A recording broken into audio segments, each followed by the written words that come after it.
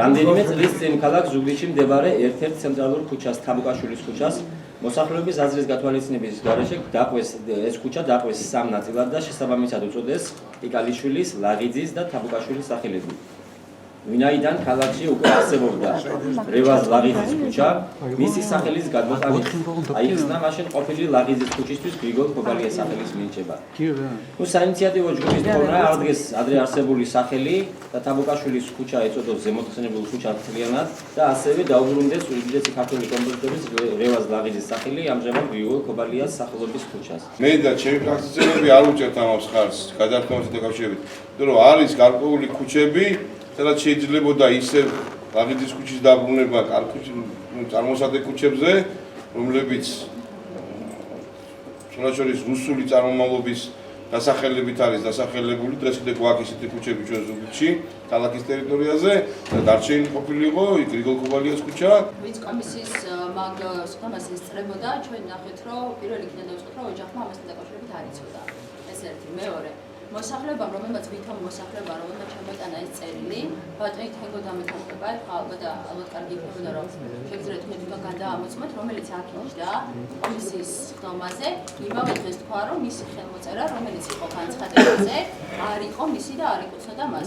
მე ვკითხე ასეთი რამე, თქვენ თუ ეხლა პირდაპირ მეტყვით, რომ თქვენი ხელმოწერა დაყალბებულია და მე ამას ჩავყვები და მე ვინც ეს გააკეთა მაგას პასუხი მოეთხოვა მეთქი, ამას დამედასტურებ, ეხლავე შევწყვეტ კომისიის ხდომაზე, არ გავაგრძელებ ამ საკითხს.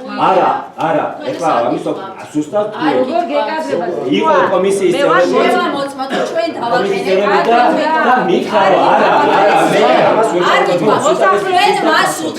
თქვენ მას უთხარით, რომ ხომ ხდებით, არსებობს ხელმოწერა, რა პასუხით გადავხატოთ, არ თუ ამ ქუჩას ამ სახელს გადავარქმევთ, რატო არ ვფიქრობთ იმაზე, რომ სხვა სახელი, სხვა ქუჩას მაინც დავარქვათ, იგივე გრიგოლ ქობალიას სახელი. რატომ გვინდა, რა ვიცი სურვილია ის, რომ სამუდამოდ ეს სახელი ამოვიღოთ ქუჩების სიახლოვე.